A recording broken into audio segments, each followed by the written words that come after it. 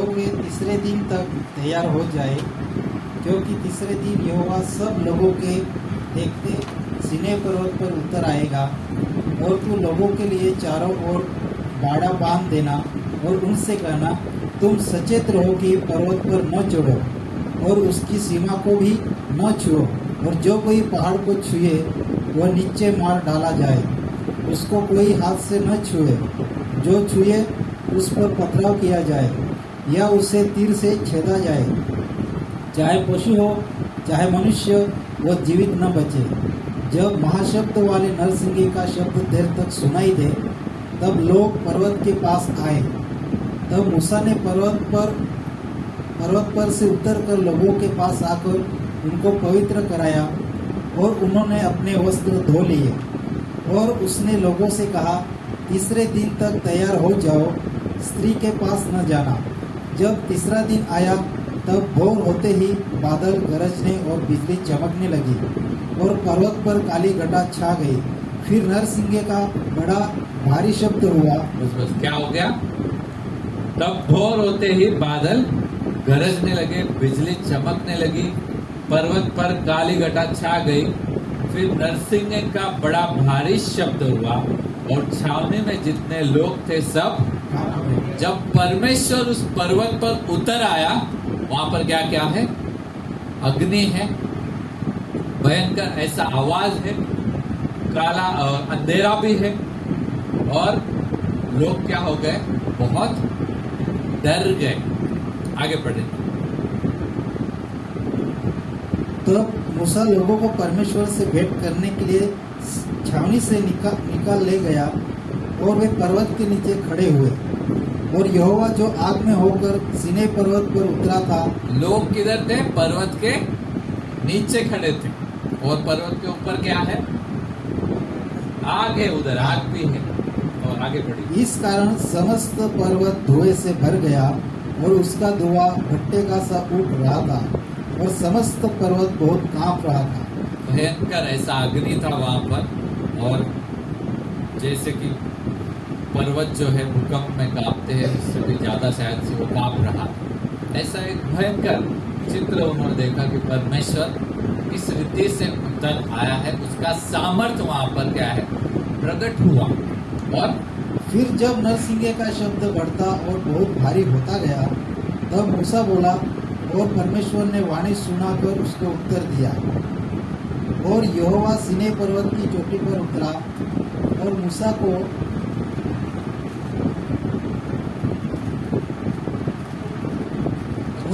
पर्वत की चोटी पर बुलाया, और मूसा ऊपर चढ़ गया। तब यहोवा ने मूसा से कहा, नीचे उतर के लोगों को चेतावनी दे, कहीं ऐसा ना हो कि वे बाड़ा तोड़ के यहोवा के पास देखने को घुसे, और उनमें से बहुत ने नष्ट हो जाए। क्या कहा गया? कोई भी उस पहाड़ के नजदीक आने का नहीं। अगर वो आ गए तो क्या हो जाएंगे? नाश हो जाएंगे। और याजक जो यहोवा के समीप आया करते हैं, वे भी अपने को पवित्र करें, कहीं ऐसा न हो कि यहोवा उन पर टूट पड़े। मूसा ने यहोवा से कहा, वे लोग सीनै पर्वत पर नहीं चढ़ सकते। तूने तो आप हमको यह कहकर चिताया कि पर्वत के चारों ओर बाड़ा बांधकर उसे पवित्र रखो। यहोवा ने उससे कहा, उतर तो जा, और हारून समेत तू ऊपर आ, परंतु याजक और साधारण लोग यहोवा के पास बाड़ा तोड़ के न चढ़ाए, ऐसा न हो कि वह उन पर टूट पड़े। अतः ये बातें मूसा ने लोगों के पास उतर के उनको सुनाई। 24वां वचन क्या कहता है? भयंकर वहां पर क्या था? अग्नि था, और अंधियारा भी था, बिजली भी था, और भयंकर आवाज था, भूकंप था। और लोगों को क्या कहा था? पर्वत के आजू बाजू में बाड़ा बनाया हुआ है, उसके नजदीक भी मत आ। अगर वो आ गए तो 24वां वचन क्या कहता है? वो सीधा क्या हो जाएंगे? नाश हो जाएंगे। एक भयंकर स्वरूप या एक सामर्थ्यशाली परमेश्वर जिसका भय मानना चाहिए, इस रीति से परमेश्वर वहां पर प्रकट हुआ। वो क्यों वहां पर नहीं जा सकते थे? पवित्र स्थान। क्या चाहिए? पवित्रता चाहिए। परमेश्वर ने क्यों बोला उनको बाहर ही रखो, वो बाहर से ही देखें, ऊपर उस पहाड़ में आना नहीं है, क्योंकि मनुष्य ने जब से पाप किया परमेश्वर के नजदीक नहीं जा सकता। और जाने की कोशिश अगर कोई करता है तो क्या होगा बताया? नष्ट। उधर ही मर जाए, जिंदा नहीं बचे। भयंकर रीति से परमेश्वर वहां पर आ गया। तब तक क्या हुआ था? ये कहानी, ये चीज जब चल रही है तब तक वाचा बांधी नहीं गई। अभी तो वो ऊपर जाएगा, ऊपर जाके वाचा के वचन को लेके आएगा, इसलिए वाचा कुछ नहीं है। तो वो लोग अभी अंदर आ नहीं सकते। जब वाचा बांधी गई तब क्या हुआ? मूसा वहां से नीचे आया। 24वें अध्याय में पढ़ते हैं 7 और 8 वचन। उस वाचा के 10 वचन दिए गए, हमको पता है ये, जिनको हम क्या कहते हैं? 10 आज्ञाएं। तू ये कर तब मैं ये करूं। ओके, तो 10 आज्ञाएं दी गई, उसी को वाचा कहा गया। तुम लोग ये करो तो मैं तुम्हारा परमेश्वर बना रहूंगा, हमारा रिश्ता क्या रहेगा? बना रहेगा। 24वां अध्याय 7 और 8 वचन। तो वाचा की पुस्तक को लेकर लोगों को पढ़कर सुनाया। हाँ, जब वाचा दी गई, 10 वचन दिए गए, फिर लोगों को नीचे आके सुनाए गए, ये वाचा है। उसे सुनकर उन्होंने कहा, हाँ, जो कुछ यहोवा ने कहा है उस सब को हम करेंगे और उसकी आज्ञा मानेंगे। हाँ, जब लोगों ने मान्यता दी कि इस वाचा में हम भी शामिल हैं, हम इस बात को मानने के लिए तैयार हैं। ओके, उसके आगे तब मूसा ने लहू लेकर लोगों पर छिड़क दिया और उनसे कहा, देखो यह उस वाचा का लहू है। ये लहू क्या है? उस वाचा का लहू है, जिसे यहोवा ने इन सब वचनों पर तुम्हारे साथ बांधी है। हाँ, अब जाके क्या हो गया है? अभी तक वाचा नहीं था, अब जो है कि वाचा उनके साथ लहू के द्वारा क्या हो गया है? बांधा गया है। अब वे वाचा की वजह से और लहू की वजह से उनको क्या करना था? परमेश्वर के पास मंदिर, अभी तक मंदिर बना नहीं है, लेकिन वाचा तो यहाँ पर बन गया। जब मंदिर को बनाने का पूरा, फिर मूसा वापस ऊपर जाता है और परमेश्वर उसको पूरा बताता है कि कैसे मंदिर रहेगा, और मनुष्य जब परमेश्वर के पास आए तो कैसे उसको लहू लेकर या अर्पण लेकर ही अंदर आना है। बिना अर्पण के, बिना उस सैक्रिफाइस के या लहू के कोई भी अंदर आया तो वो क्या हो जाएगा? मर जाएगा। क्यों? क्योंकि मनुष्य पापी है, परमेश्वर पवित्र है, डायरेक्टली नहीं जा सकते। कोई भी आ गया, कोई भी गया, ऐसा नहीं कर सकते। लेकिन जब अर्पण लेकर यहाँ पर हमने देखा, लहू को छिड़का गया और उस वाचा को स्थापित किया गया। और उस वाचा के द्वारा, ये क्या था? पुराना वाचा था। हर एक मनुष्य क्या करता था? अपने पाप के लिए कोई बकरा या कोई बैल, इस रीति से पाप कबूल करके वहां पर अर्पण करता था। कुछ लोगों को पता है, कुछ लोगों को नहीं पता। और उस अर्पण के द्वारा फिर जो है परमेश्वर उस वेदी के ऊपर उसकी प्रार्थना को सुनता था, उसको क्षमा भी करता था, और उसको जो आशीष चाहिए उस वेदी के ऊपर वहां पर उसको आशीष भी करता था। बिना वेदी, बिना अर्पण कोई आशीष नहीं, कोई रिश्ता नहीं, कोई वाचा नहीं, कुछ नहीं कर सकता। बराबर है? ये पुराने नियम में इस रीति से परमेश्वर के पास जाने का एक पुराना रास्ता वहां पर था, एक समझौता। वाचा मतलब क्या है? दो लोगों के बीच में समझौते जैसा। बराबर, दो लोग चाहिए, तभी तो जब तक लोगों ने बोला नहीं हाँ हम करेंगे, तब तक लोगों को छिड़का नहीं गया उनके ऊपर। जब लोगों ने बोल दिया कि हाँ हम करेंगे, तब जाके क्या है वाचा वहां पर हाँ करके फिर उस लहू को छिड़का गया लोगों के ऊपर। तो इस रीति से हम देखते हैं कि पुराने नियम में हर साल क्या होता था, इस रीति से लहू को साल में एक बार महायाजक जो है पूरे इस्राएल देश के लिए क्या करता था, प्रायश्चित करता था। और अति पवित्र स्थान में जो वाचा का संदूक रखा हुआ था, साल में एक बार, कितने बार, सिर्फ उसको भी वहां जाने का कोई अनुमति नहीं था। दिन ठहराया गया था, विधि ठहराई गई थी किस रीति से जाना है, और वहां पर परमेश्वर की उपस्थिति थी। और वो सभी लोगों के पापों की क्षमा के लिए लहू लेकर जाता था अंदर अति पवित्र स्थान में, और उस संदूक पर उस लहू को छिड़कता था। और लोग क्या है, उस तंबू के बाहर ही खड़े रहते थे प्रार्थना करते हुए, कोई भी वहां पर जा नहीं सकता था। तो बिना याजक के, बिना महायाजक के कोई भी, और बिना लहू के अफकोर्स कोई भी वहां पर जा नहीं सकता था। हर साल बार बार बार बार बार बार इन बातों को करना पड़ रहा था। लेकिन नए नियम में अभी जब हम आ गए हैं तो क्या है, परमेश्वर क्या कहता है, मैं एक नई वाचा को बांधूंगा। आइए हम उस वाचा को पहले पुराने नियम में पढ़ लेते। यिर्मयाह की किताब 31वां अध्याय 31 से लेके 34। पुराने नियम में ये सब करना पड़ रहा था। आप सोचो, हर बार आपको अगर प्रभु के पास जाना है तो आपको कुछ तो बलि लेकर जाना है, कुछ तो खून या रक्त वहां पर बहना चाहिए। इस रीति से वो वाचा,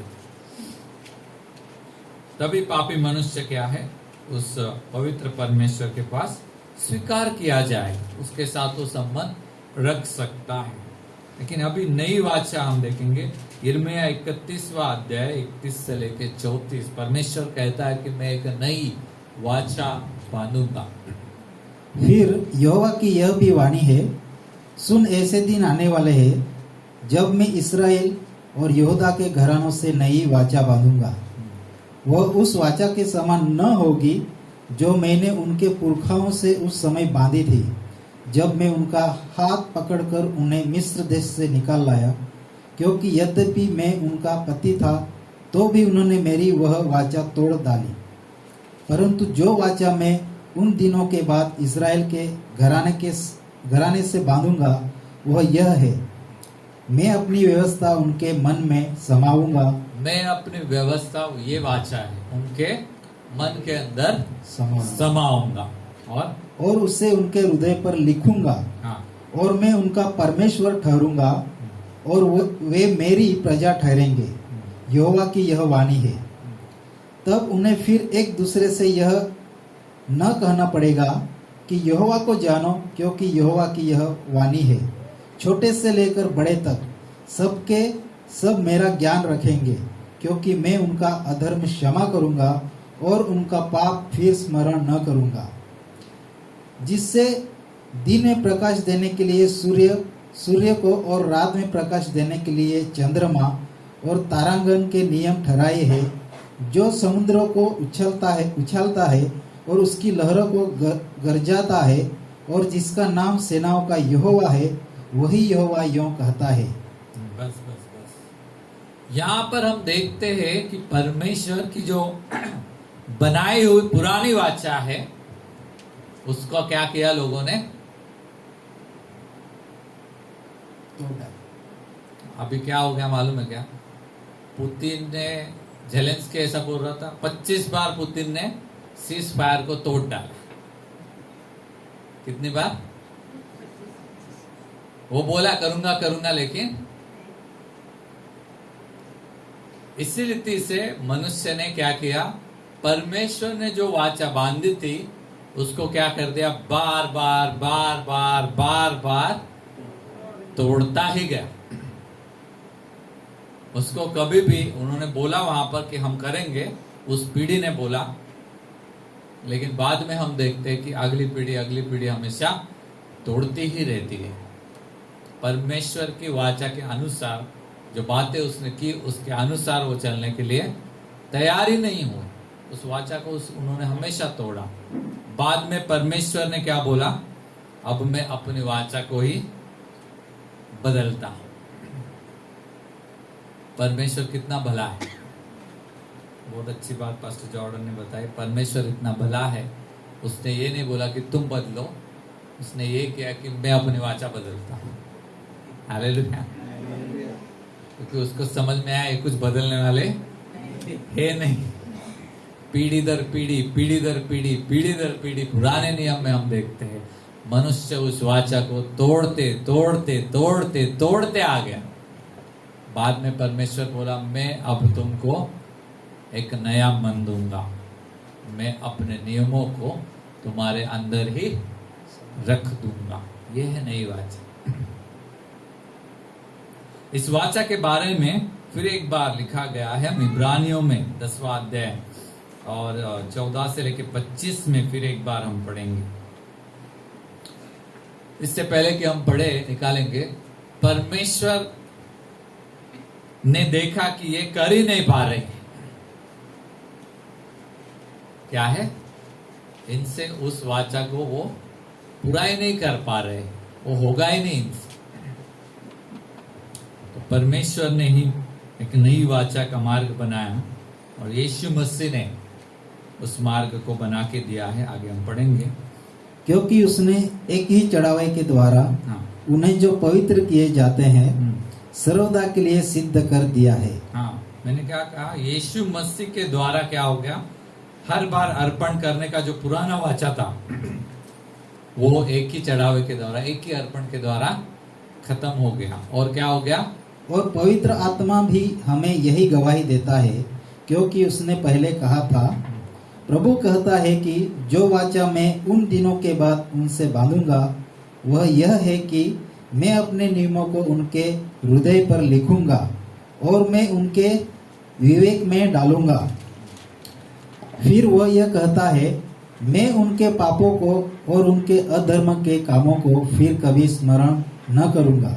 मैं उनके पापों को और उनके अधर्म के कामों को फिर कभी स्मरण न करूंगा। और जब इनकी क्षमा हो गई है तो फिर पाप का बलिदान नहीं रहा। जब पापों की क्षमा हो गई है तो अभी वापस हम लोग कोई भी अर्पण वगैरह ऐसा कुछ बकरा वगैरह अभी काटते नहीं है अपने पापों के लिए। 14 वचन में क्या लिखा है, एक ही अर्पण के द्वारा जो पवित्र किए जाते हैं उन्हें सर्वदा, ये शब्द देखो, सर्वदा के लिए सिद्ध कर दिया है। सिद्ध कर दिया। एक ही अर्पण के द्वारा सर्वदा के लिए क्या हो गए, वो लोग सिद्ध किए गए। अभी बार बार यीशु मसीह को उस क्रूस पर जाने का जरूरत नहीं है। बार बार हमको भी कोई और अर्पण करने का जरूरत नहीं। और इसलिए इस एक ही अर्पण के द्वारा ये हो गया है। इसलिए वो आगे कहता है कि मैं उनके अधर्मों को अभी स्मरण, कौन सा वचन है वो, 18, क्या लिखा है, 17।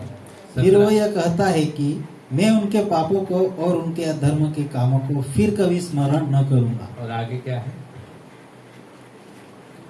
और जब इनकी क्षमा हो गई है तो फिर पाप का बलिदान नहीं रहा। तो एक ही अर्पण के द्वारा क्या हो गया, सदा के लिए सिद्ध कर दिया है हम सभी को। और एक ही अर्पण के द्वारा अब क्या है कि हमारे पापों को फिर एक बार कभी स्मरण नहीं किया जाएगा। और उसकी वजह से क्या है, फिर एक बार कोई बलिदान देने की जरूरत नहीं रही है। मैं बहुत बार इस नई वाचों को जब देखता हूं तो यहाँ पर कुछ लोगों ने बोला ही नहीं मैं करूंगा करके। वहां पर क्या था, अभी हमने पढ़ा, मूसा ने आकर वाचा बताई, फिर लोगों ने बोला हम। यहाँ पर ये वाचा हमने पढ़ी, आपको क्या दिखाई दिया,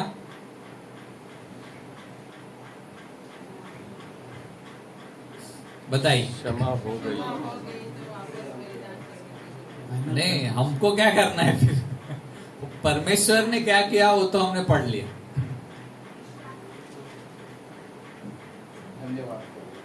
धन्यवाद करना है, आज्ञाओं का पालन करना है और पवित्रता में करना है। ये जो नई वाचा है इसमें परमेश्वर ही यीशु के द्वारा सब कुछ पूरा कर रहा है। यहाँ पर मनुष्य नहीं बोल रहा मैं भी करता हूं करके। सब कुछ पूरा किसने किया? क्या बन के उसने पूरा किया? मनुष्य बन के उसने पूरा किया। इसलिए ये वाचा क्या है? पूरी तरह से परमेश्वर पर निर्भर वाचा है। हमारे कामों के ऊपर, हमारे कुछ करने की वजह से ये वाचा नहीं है। समझ में आया आपको? पढ़ा हमने कि मैं उनसे एक नई वाचा बांधूंगा और मैं अपने नियम उनके मन के अंदर डालूंगा। मैं उनके पापों को फिर कभी स्मरण ना करूंगा। और एक और जगह पर हम इस वाचा को पढ़ लेंगे। यहेजकेल की किताब 36वां अध्याय 25 से लेके 31 तक हम पढ़ेंगे। यहेजकेल की किताब 36वां अध्याय 25 से लेके 31 तक।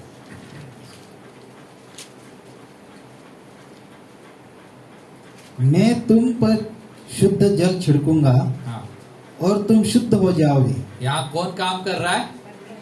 परमेश्वर बोल रहा है मैं तुम पर शुद्ध जल छिड़कूंगा और मैं तुमको तुम्हारी सारी अशुद्धता और मूर्तों से शुद्ध करूंगा।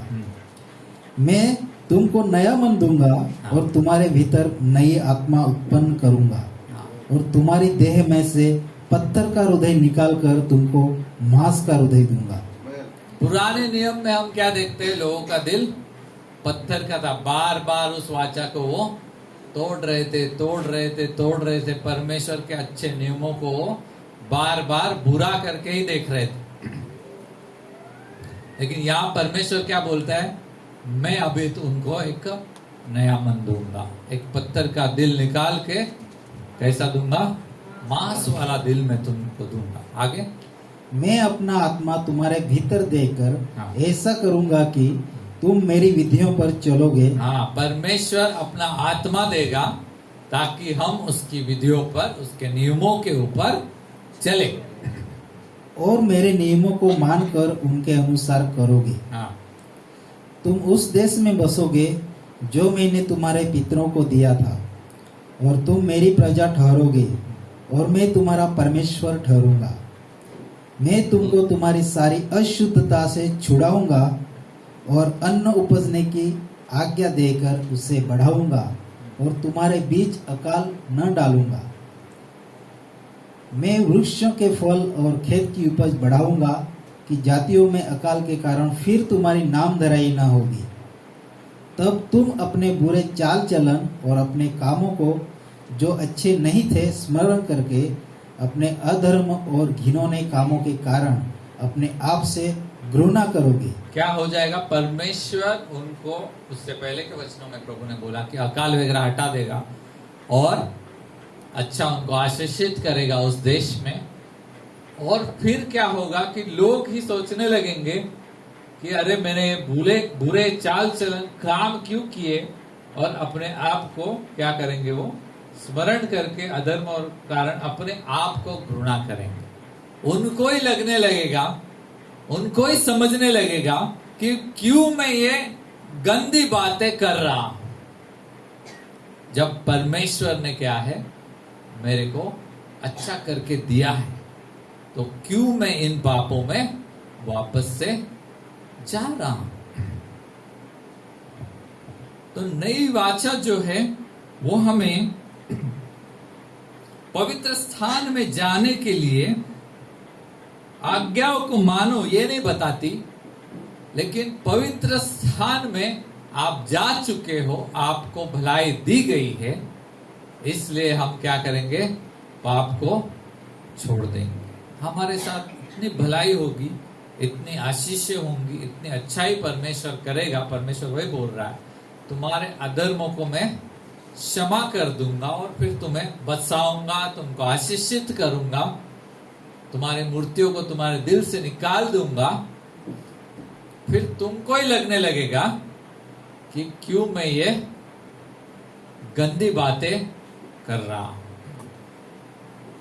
क्यों मैं इन बातों को कर रहा हूं जो श्राप मेरे ऊपर लेकर आते हैं, क्यों मैं ऐसे कठिन दिल करके बैठा हूं, जिसकी वजह से क्या हो रहा है, परमेश्वर का अनुग्रह और प्रेम में अनुभव नहीं कर पा रहा। हमको खुद को ही लगने लगेगा कि हमने क्या कर दिया है, गड़बड़ कर दी है और हमें सही से जीवन जीना चाहिए। आज ये बात सिखाने की जरूरत नहीं, हम सबको ये बात अंदर से लगती है, क्योंकि प्रभु ने हमें क्या किया है, इस रीति से बनाया है। उसने बोला मैं तुमको नया मन दूंगा, मैं तुमको नई आत्मा दूंगा, मैं अपने निर्णयों को या नियमों को तुम्हारे अंदर रखूंगा। परमेश्वर ने नयापन हमारे जीवन में दिया है। मैंने सिखाया, इसने सिखाया, ऐसा नहीं है। वो परमेश्वर ने खुद अपनी पहचान हमारे अंदर रख दी है। ये नई वाचा है। परमेश्वर खुद इन बातों को, इस वाचा को किसके द्वारा स्थापित करता है? यीशु मसीह के द्वारा, जो बलिदान भी है और महायाजक भी वही है। उसके द्वारा इस वाचा को किया गया है। और परमेश्वर इन दिनों में क्या कहता है, हमारा काम क्या रह गया है? मैंने पूछा, इन बातों के ऊपर क्या करना? विश्वास करना। हमने 10वां अध्याय पढ़ा इब्रानियों का। अगर 11वां अध्याय में हम जाते हैं तो वो अध्याय क्या कहता है? विश्वास के बारे में कहता है। बहुत सारे लोगों ने पढ़ा है, नहीं पढ़ा बहुत सारे लोगों ने, लेकिन वो कहता है अब क्या है, हम इस अंधेरी दुनिया में जब रह रहे हैं, इन ऐसी कठिन परिस्थितियों में जब हम रह रहे हैं, हमें क्या करना है? विश्वास करना है। क्रूस के ऊपर जो काम पूरा हो गया, जो नया मन हमको दिया गया, जो नई आत्मा हमको दी गई, जो नई वाचा हमको दी गई, उस बात पर हमको क्या करना है? विश्वास करना है। और जो नई आशा आने वाले युग की दी गई है, निराशा में रहने का जरूरत नहीं। आशा किस चीज की दी गई है? कि एक नया युग आएगा। उसी आशा में हमको अभी क्या करना है? जीवन जीना है। उसी विश्वास को हमको रखना है। ये बहुत बड़ी बात है कि अधर्म क्षमा हो चुके हैं। आइए इसी बात को हम आगे पढ़ेंगे। इब्रानियों की किताब 12वां अध्याय 28 से लेकर 25 में। अब नए नियम में उस पहाड़ का क्या हो गया, उस सिनाई पर्वत का क्या हो गया, वो भी हम पढ़ेंगे। इस कारण हाँ, हम इस राज्य को पाकर जो हिलने का नहीं, हाँ, कृतज्ञ हो और भक्ति और भय सहित परमेश्वर की ऐसी आराधना करे जिससे वह प्रसन्न होता है। 12-18 बोला मैं, 28 बोला क्या? हाँ 28, 12-18 से लेके 25। 18। हाँ, तुम तो उस पहाड़ के पास हाँ, जो छुआ जा सकता था हाँ, और आग से प्रज्वलित था और काली घटा और अंधेरा और आंधी के पास और तुरी की ध्वनि और बोलने वाले के ऐसे शब्द के पास नहीं आए, जिसके सुनने वालों ने विनती की कि अब हमसे और बातें न की जाए। बस बस बस, पुराने नियम की बात वो कह रहा है। उस पहाड़ पर क्या था? अंधेरा था, बिजली थी, आग था, भयंकर ध्वनि था। ऐसे पहाड़ के पास तुम नहीं आए हो, उससे भी बेहतर पहाड़ के पास तुम आए हो। आगे हम पढ़ते हैं। क्योंकि वे उस आज्ञा को न सह सके, यदि कोई पशु भी पहाड़ को छुए तो उस पर पथराव किया जाए। और वह दर्शन ऐसा डरावना था कि मूसा ने कहा, मैं बहुत डरता और कांपता हूँ।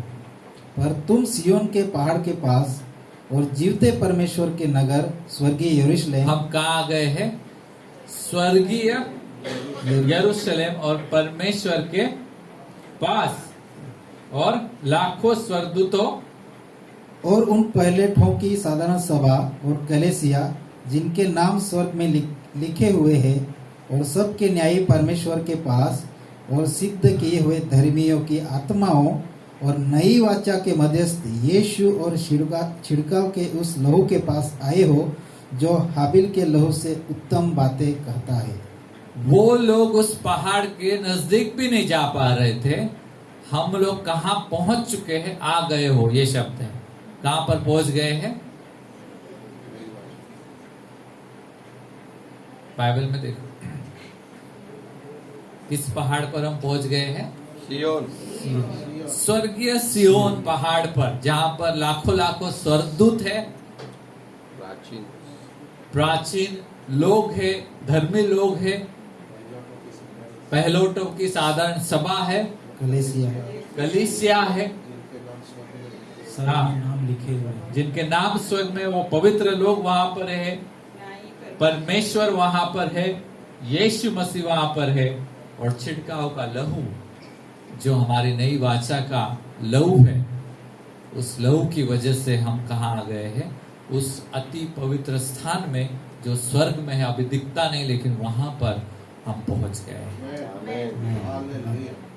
पुराने नियम में पहाड़ को टच भी मत करो, स्पर्श भी किया तो मर जाएगा, लेकिन नए नियम में यीशु मसीह की वजह से क्या बोला? अब मैं उनके पापों को स्मरण नहीं करूंगा। इस वजह से हम उस स्वर्गीय स्थान में पहुंच चुके हैं, जहां पर पहुंचने चाहिए थे, वहां ऑलरेडी पहुंच गए हैं। नई वाचा का सामर्थ्य उन लोगों के लिए परमेश्वर बहुत क्या था? दूर था, नजदीक मत आना, ऐसा बोला गया था, क्योंकि पाप क्षमा नहीं हुए थे, कोई वाचा बनाया नहीं गया था वो टाइम पे। लेकिन अब हमारे लिए क्या है कि हम उस सामर्थ्य परमेश्वर के पास पहुंच चुके हैं, जहां से सारा संसार चलता है, जहां से सामर्थ्य होकर, जहां से शब्द निकलकर ये पूरी दुनिया बनाएगी। आमेन, हालेलुया। अब हम यहाँ पर पहुंच ही गए हैं, तो हमें क्या करना चाहिए? वो आगे लिखा है, सावधान रहो हाँ, और उस कहने वाले से मुंह न फेरो, हाँ, क्योंकि वे लोग जब पृथ्वी पर के चेतावनी देने वाले से मुंह मोड़कर न बच सके, तो हम स्वर्ग पर से चेतावनी देने वाले से मुंह मोड़कर कैसे बच सकेंगे? पृथ्वी पर के चेतावनी देने वाला कौन था? मूसा था। और वो लोग बचे क्या उस आज्ञा को आज्ञाकारी होकर? वो लोग नाश में गए। अब आज्ञा देने वाला कौन है? स्वर्ग से आया हुआ यीशु मसीह, बराबर है। अब उसकी आज्ञा को अगर हम नहीं मानेंगे, तो पौलुस क्या कहता है? नहीं बचेंगे। क्वेश्चन मार्क है ना? क्वेश्चन बचेंगे क्या? ये क्वेश्चन है, प्रश्न है। कैसे बच सके? कैसे बच सकते हैं? बराबर। तो यीशु मसीह ने हमें कहां पहुंचा दिया है? स्वर्गीय स्थानों में, परमेश्वर के पास, सर्वसमर्थी, सर्वश्रेष्ठ, महान परमेश्वर, उसके पवित्र लोग दूतों के साथ हमें वहां तक वो लेकर गया है। ऑलरेडी उस स्थान तक वो हमें लेकर गया कि हम परमेश्वर को देख सके, उसके साथ संबंध रख सके, उसके साथ बातचीत कर सके। और पौलुस चाहता है कि अगर ये सब हो गया है, तो अब हम उस आज्ञा को माने। आगे हम पढ़ेंगे। उस समय तो उसके शब्द ने पृथ्वी को हिला दिया, पर अब उसने यह प्रतिज्ञा की है, एक बार फिर मैं न केवल पृथ्वी को वरन आकाश को भी हिला दूंगा। और यह वाक्य एक बार फिर इस बात को प्रकट करता है कि जो वस्तुएं हिलाई जाती है, वे सृजी हुई वस्तुएं होने के कारण टल जाएगी, ताकि जो वस्तुएं हिलाई नहीं जाती वे अटल बनी रहे। इस कारण हम इस राज्य को पाकर जो हिलने का नहीं, कृतज्ञ हो और भक्ति और भय सहित परमेश्वर की ऐसी आराधना करें जिससे वह प्रसन्न होता है। अब हम वहां पर आ गए हैं, ऐसे राज्य में आ गए हैं जो हिलने वाला नहीं है, तो हमें क्या करना चाहिए? कृतज्ञ होना चाहिए। मैंने कहा कि पुरानी वाचा में मनुष्य ने कहा था हाँ हम करेंगे, लेकिन नई वाचा ने यहाँ पर ऐसा कुछ नहीं है। परमेश्वर ने सब कुछ करके मनुष्य को एक अच्छे स्थान में, एक सही स्थान में, जो हिलने वाला नहीं, ऐसा जो सियोन है स्वर्गीय स्थानों में, वहां पर वो लेकर आया है। अगर वहां पर वो लेकर आया है तो हमें क्या करना चाहिए? कृतज्ञ होना चाहिए। हमारे कामों से कुछ भी हुआ नहीं है, हमारी बातचीत की वजह से, हमारे क्या कहेंगे, होशियारी की वजह से नहीं हुआ है। इसलिए हम कृतज्ञ हो और क्या करें? पूरी भक्ति से, भक्ति और भय सहित परमेश्वर की ऐसी आराधना करें जिससे वह प्रसन्न होता है। अब हमें हम ऐसा देखना चाहिए कि हम भी स्वर्गदूतों के साथ पवित्र स्थान में खड़े हैं, जहां परमेश्वर का तेज है, जहां परमेश्वर की उपस्थिति है, और भय के साथ क्या करना चाहिए? परमेश्वर की आराधना करनी चाहिए। और उसके साथ साथ नीचे हम जब जाएंगे और क्या करना चाहिए वो लिखा हुआ है, भाईचारे की प्रीति बनी रहे। नहीं, 29वां वचन रह गया। हाँ, क्योंकि हमारा परमेश्वर भस्म करने वाली आग है। हाँ, आगे भाईचारे की प्रीति बनी रहे, अतिथि सत्कार करना न भूलना, क्योंकि इसके द्वारा कुछ लोगों ने अनजाने में स्वर्गदूतों का आदर सत्कार किया है।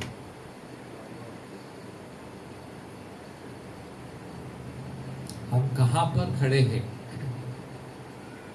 उस स्थान में जहाँ पर परमेश्वर की अभी उपस्थिति निरंतर हम पा सकते हैं, देख सकते हैं, बात कर सकते हैं। वहां पर वापस से क्या है? पाप में वापस जाने का नहीं। नई वाचा ये पुरानी वाचा से बेहतर वाचा बनाएगी।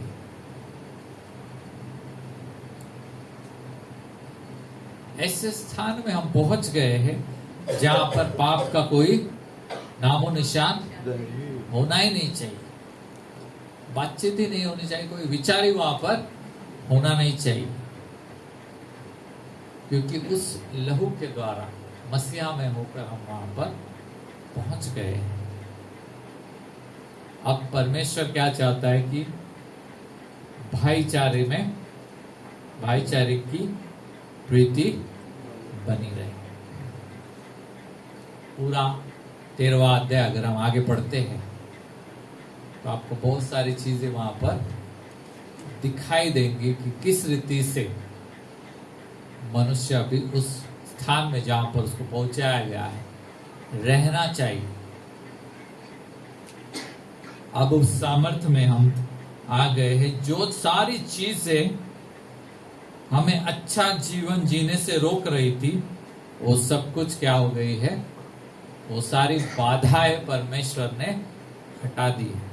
जैसे पाप था, हमारा कठिन हृदय था, दुष्ट आत्मा शैतान था, और एक चीज था जो है मृत्यु। ये सारी चीजें क्या है? हमको क्या नहीं करने दे रही थी? हम सही जीवन जिए या अच्छा जीवन जिए, जो परमेश्वर को प्रसन्न करे, वो जीवन जीने से पाप हमें रोक रहा था। लेकिन अब हम पाप के गुलाम नहीं रहे। हम किसके पुत्र हो गए हैं? परमेश्वर के पुत्र हो गए। अब हम शैतान के अधिकार में नहीं रहे, लेकिन शैतान के ऊपर अधिकार रखने वाले हम बन गए। बराबर है? कहां पहुंच गए हम? आत्मिक सियोन में, स्वर्गीय सियोन में, स्वर्गदूतों के साथ, पवित्र लोगों के साथ हम भी वहां पर है। शैतान का कोई अधिकार वहां पर नहीं। यीशु ने क्लियरली बताया, मैंने तुम्हें सांपों और बिच्छू को रोकने और शत्रु की सारी सामर्थ पर अधिकार। उसको था जब तक क्रूस का बलिदान नहीं हुआ था तब तक कुछ था उसके पास अधिकार, लेकिन अब नहीं। अधिकार को ले लिया यीशु मसीह ने और कलीसिया को दे दिया। हालेलुया। हालेलुया।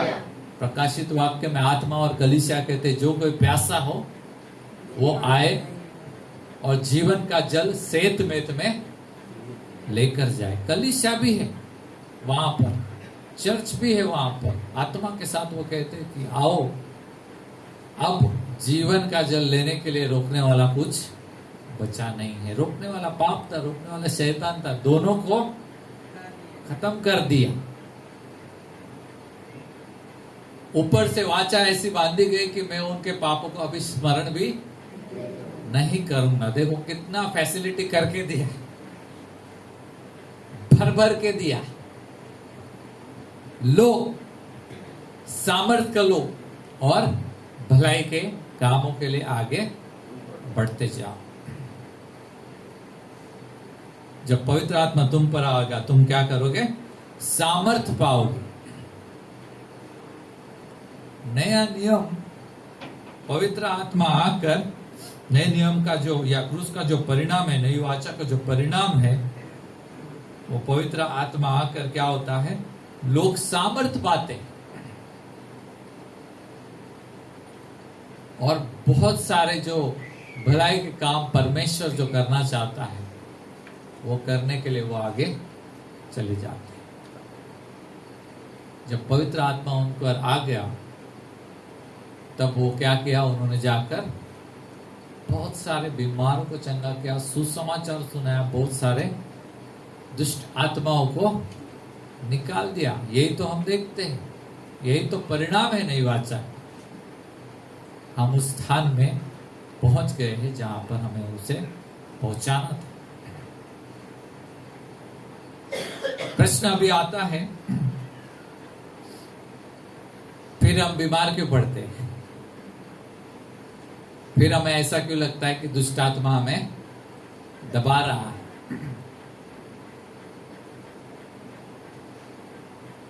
मैंने पहले कहा, अपने अनुभव पर नहीं, वचन में दिए गए सत्य पर हमको स्थिर खड़े रहना है। हालेलुया। हमारे सरकारी ऑफिसेस में हम जब जाते हैं तो भ्रष्टाचार की आत्मा के सामने लोग झुक जाते हैं, मसीह लोग। अब उस आत्मा के सामने आपको नहीं झुकना, उस आत्मा को आपको झुकाना है, क्योंकि आप कहाँ खड़े हैं? स्वर्गीय सियोन में, परमेश्वर के साथ, पवित्र लोगों के साथ। सामर्थ्य और अधिकार अभी आपको दिया गया है कि आप सही का चीजें करना शुरू कर। हालेलुया। चैरिटी कमिश्नर के बारे में एक बार एक पास्टर बता रहे थे, उसने मुंह पे बोल दिया, तुम कितना भी प्रार्थना करो कुछ होगा ही नहीं तुम्हारा काम।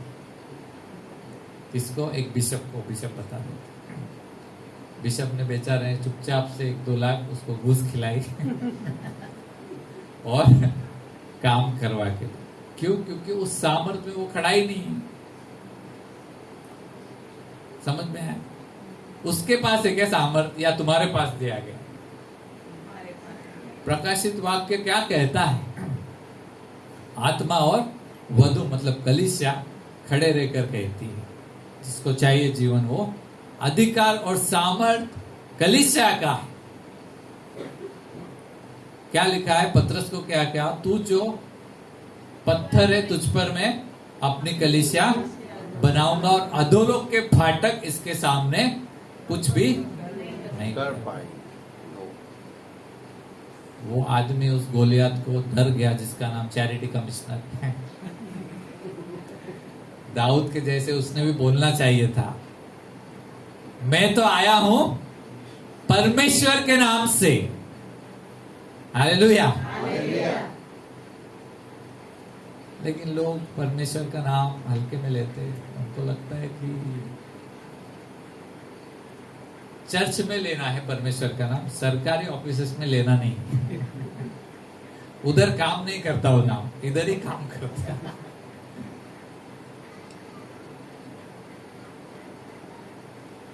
जब तक आप अधिकार में नहीं आएंगे, जो अधिकार में नहीं है वो आपको ऐसे ही तकलीफ देंगे। बराबर है। हमारे इधर है ना 2-4-10 दिन से बहुत सारे कौवे रात को आते हैं, रात भर काव काव काव करते रहते हैं। लेकिन जब मैंने वचन को देखा, मैं बोला मुझे क्या करना है, मैं तो अधिकार में बैठा हूं, करने तो क्या जादू टोना करना, कुछ नहीं हुआ। हालेलुया। शैतान इस सच्चाई को जो नई वाचा की वजह से हमें मिली है समझने नहीं देना चाहता लोगों को।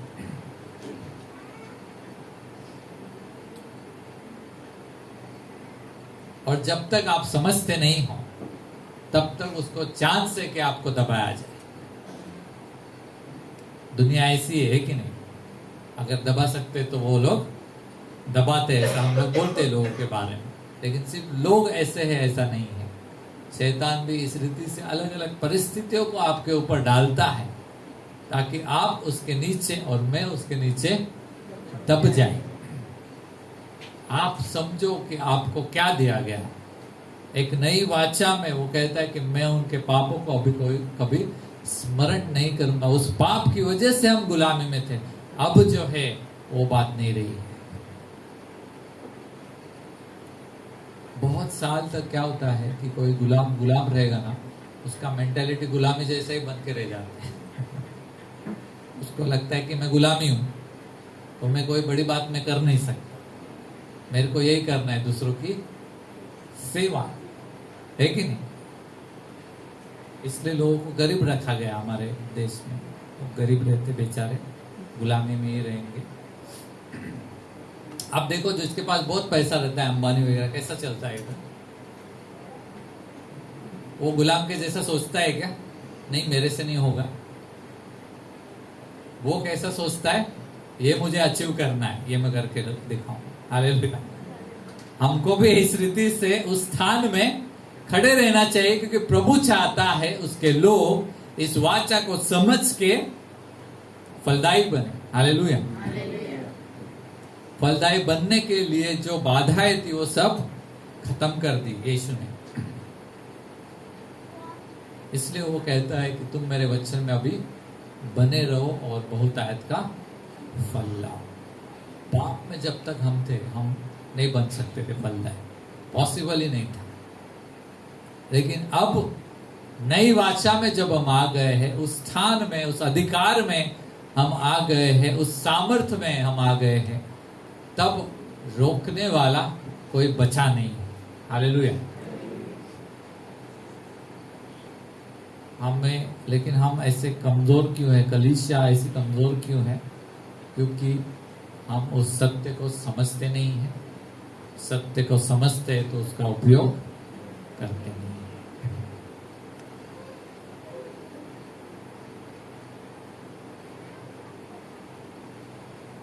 रशिया और यूक्रेन, किसके पास ज्यादा सामर्थ्य है? रशिया।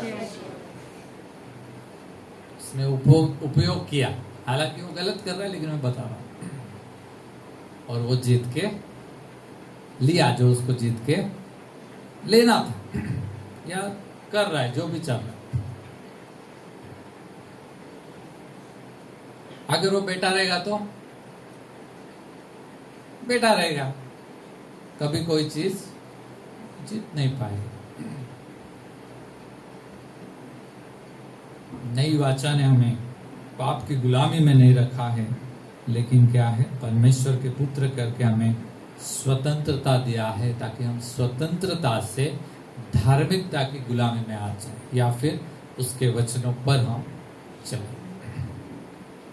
स्वतंत्रता है अभी भी आपको और मुझे ये चुनने का कि हमें धार्मिकता में चलना है या नहीं चलना है। हमें अपने सामर्थ्य को इस्तेमाल करना है या नहीं करना है। हमें पड़ोसी से प्रेम करना है या नहीं करना है। हमें किसी को क्षमा करना है या नहीं करना है। स्वतंत्रता दी गई है कि हम धार्मिकता में चलें,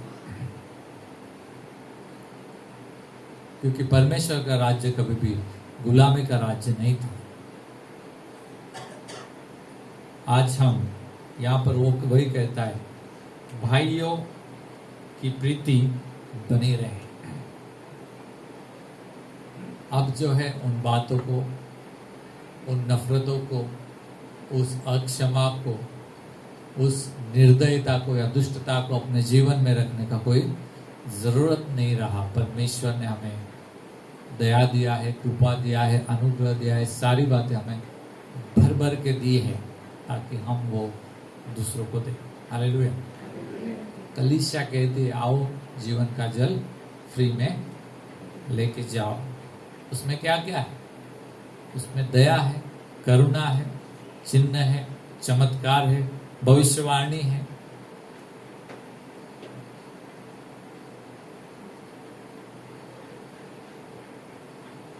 लेकिन हमको एक वक्त का बिरयानी ज्यादा अच्छा लगता है।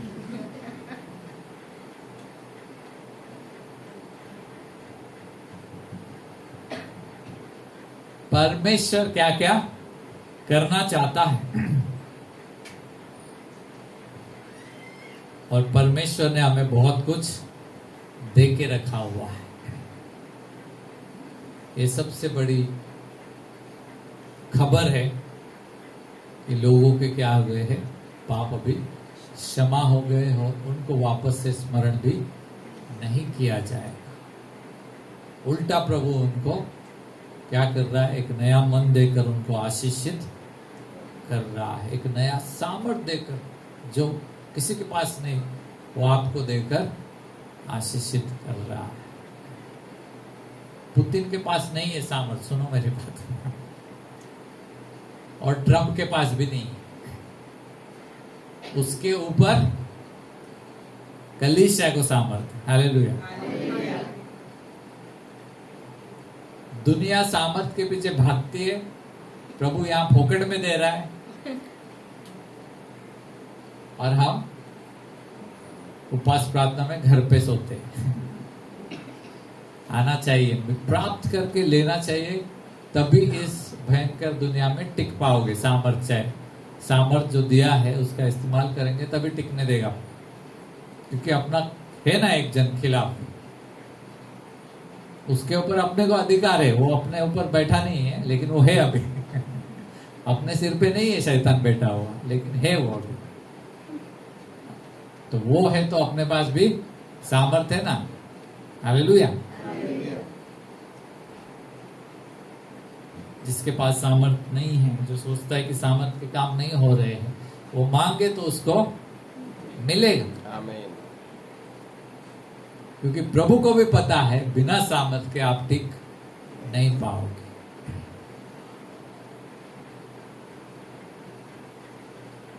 आज इस नई वाचा को जब हम देख रहे हैं, हम उन पुरानी विचारधाराओं को, विचार दृष्टिकोणों को बदल ले।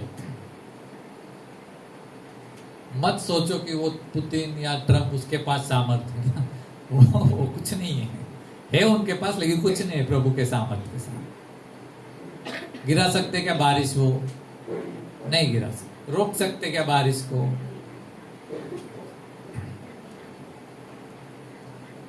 समुद्र को रोक सकते क्या? कितना भी पैसा रहेगा उनके पास, नहीं रोक सकते। एक सिंपल सा आंख या कान भी वो ठीक नहीं कर सकते अपने आर्मी के साथ, अपने सामर्थ्य के साथ। कर सकते क्या हो? तो मेन सामर्थ्य किसके पास है? परमेश्वर के पास है। और उसने किसको दिया? कलीसिया को दिया है, नई वाचा की तरह।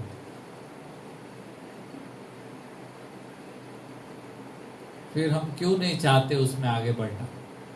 फिर पाप में क्यों जाने का वापस? फिर वो कुड़कुड़ाहट क्यों करने? मेरे पास ये नहीं, मेरे पास वो नहीं। जब सामर्थ्य तुमको दिया गया, उस सामर्थ्य से काम होते हैं। हालेलुया।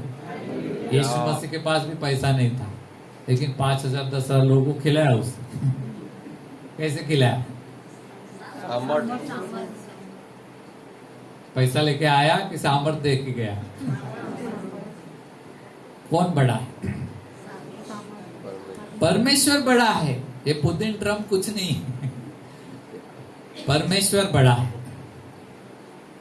और उसके सामर्थ्य से क्या होते हैं? काम होते हैं ना। हालेलुया।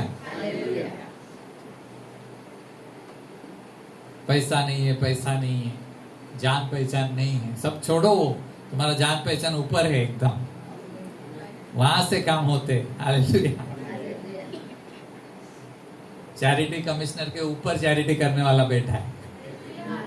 आमीन। बराबर है कि नहीं? उसको दबाना पड़ेगा, प्रार्थना करना पड़ेगा। प्रभु मैं जा रहा हूं, मेरे को मालूम नहीं, मैं नहीं देगा उसको। मेरा अधिकार है कि उसका अधिकार है? बराबर है।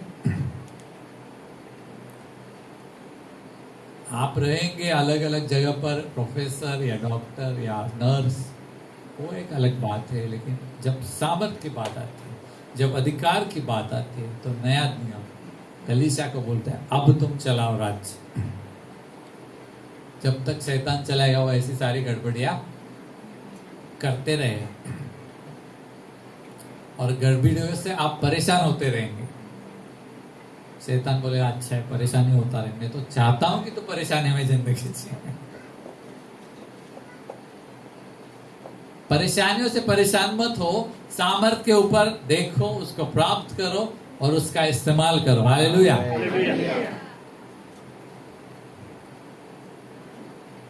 नया नियम हमें वही बताता है। बहुत कुछ बोलना है लेकिन टाइम हो गया। नई वाचा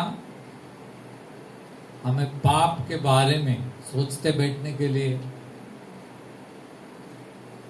या चिंता करने के लिए नहीं बताती, लेकिन नई वाचा हमें परमेश्वर ने जो दिया है उसको प्राप्त करके आगे बढ़ते रहने के लिए बताती है। अभी हमारा स्ट्रगल ये नहीं है कि हम उस स्वर्गीय सियोन में जाएंगे कि नहीं जाएंगे, वो खत्म हो गया। पुराने लोगों का वो स्ट्रगल था। नए लोगों के लिए क्या है? आत्मा में आगे बढ़ते जाओ, फलवंत होते जाओ, और जो जीवन की नदी आप में से बहनी चाहिए वो बहने, उसको रोको मत। बराबर है। जब हम प्रभु भोज लेते हैं, उस वाचा को हम लेते हैं, ये सारी चीजों का हम स्मरण करते हैं, और ये प्रभु भोज हमें सामर्थ्य करता है और भी आगे जाने की।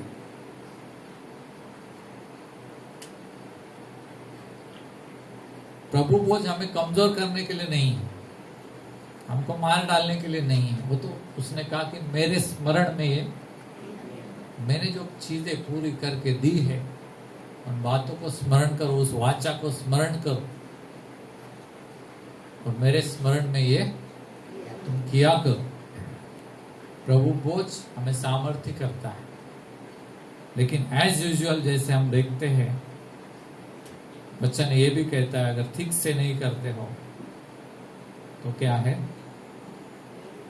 जो आशीष के लिए बनाया हुआ प्रभु भोज है, जो सामर्थ के लिए बनाया हुआ प्रभु भोज है, उसके द्वारा क्या आता है? पहले कुरिन्थियों की किताब 11वां अध्याय, और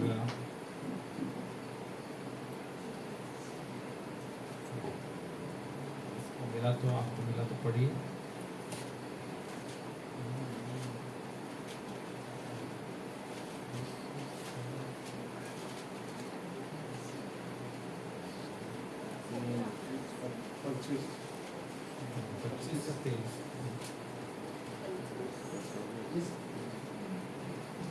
तेईस, क्योंकि यह बात मुझे प्रभु से पहुंची और मैंने तुम्हें भी पहुंचा दी है कि प्रभु यीशु ने जिस रात वह पकड़वा गया रोटी ली और धन्यवाद करके उसे तोड़ी और कहा यह मेरी देह है जो तुम्हारे लिए है, मेरे स्मरण के लिए यही किया करो। इस रीति से उसने बियारे के पीछे कटोरा भी लिया और कहा यह कटोरा मेरे लहू में नई वाचा है, जब कभी पियो तो मेरे स्मरण के लिए यही किया करो। लेकिन क्या हुआ आगे अगर हम पढ़ते हैं 27वें वचन में, इसलिए जो कोई अनुचित रीति से प्रभु की रोटी खाए या उसके कटोरों में से पिए, वह प्रभु की देह और लहू का अपराधी ठहरेगा। इसलिए मनुष्य अपने आप को जांच ले और इस रीति से इस रोटी में से खाए और इस कटोरे में से पिए, क्योंकि जो खाते पीते समय प्रभु की देह को न पहचाने वह इस खाने और पीने से अपने ऊपर दंड लाता है। बिना जाने और बिना पहचाने नई वाचा क्या है, कैसे हम उसमें सहभागी हैं। हम उसको खाते हैं तो जो चीज आशीष के लिए, प्रभु बोझ आशीष के लिए, सामर्थ्य के लिए, उसी की वजह से हम पर क्या आ जाएगा, दंड आ जाएगा।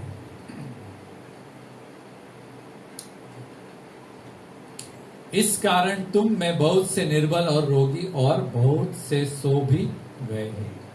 यदि हम अपने आप को जांचते तो दंड ना पाते। तो बीमारी, तकलीफ,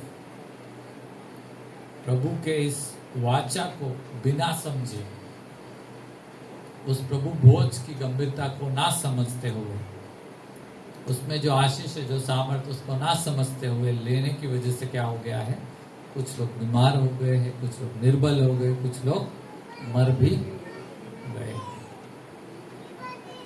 ऐसा आपके साथ और मेरे साथ ना हो। हम उस वाचा को हमेशा पढ़े, हमें याद रहना चाहिए। इब्रानियों में लिखा है, यिर्मयाह में लिखा है, यहेजकेल में लिखा हुआ है। हमने आज पढ़ा नई वाचा। एक्चुअली सिर्फ यहेजकेल और यिर्मयाह में लिखा है, इब्रानियों में वहीं से लेकर रिपीटेडली वो लिखा गया। तो नई वाचा को भविष्यवक्ताओं ने पहले से प्रकट कर दिया था कि ये इतनी अच्छी वाचा होने वाली है। पौलुस उसी को लेकर कलीसिया को कहता है कि अब तुम ये सारी चीजें करो। आइए इस वक्त हम प्रार्थना करेंगे, अपने मन को तैयार कीजिए। पाप में अभी रहने का जरूरत नहीं है। परमेश्वर की क्षमा, पापों से छुटकारा और परमेश्वर का सामर्थ आपको दिया गया है। जो दिया गया है उसको लेकर आगे बढ़ना है, ना कि पीछे पाप वाले जीवन को, कमजोरी वाले जीवन को, गरीबी वाले या गुलामी वाले जीवन को, उसको मत देखो। परिस्थितियों को मत देखो। जो लोग बिना यीशु के जी रहे, वो पाप की गुलामी में है, उनको देखकर मत जिंदगी जियो। वो उल्टा सीधा कर रहे, कुछ भी कर रहे, उनको मत देखो।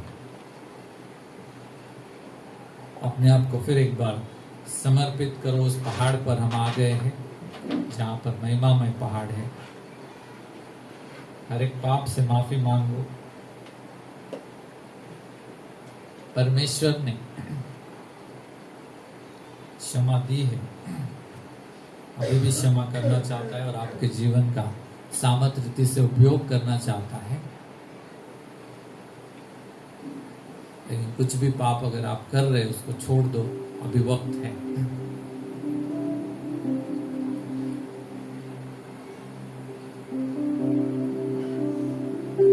हे परमेश्वर, मुझे क्षमा कर, मैंने तेरे हर एक आज्ञा को तोड़ा। आपने कहा मेरे सिवा कोई अन्य परमेश्वर ना करना, लेकिन हमने बहुत सारी मूर्तियां अपने दिल में रखी। आपने कहा मेरा नाम व्यर्थ मत लेना, लेकिन बहुत बार हमने लिया।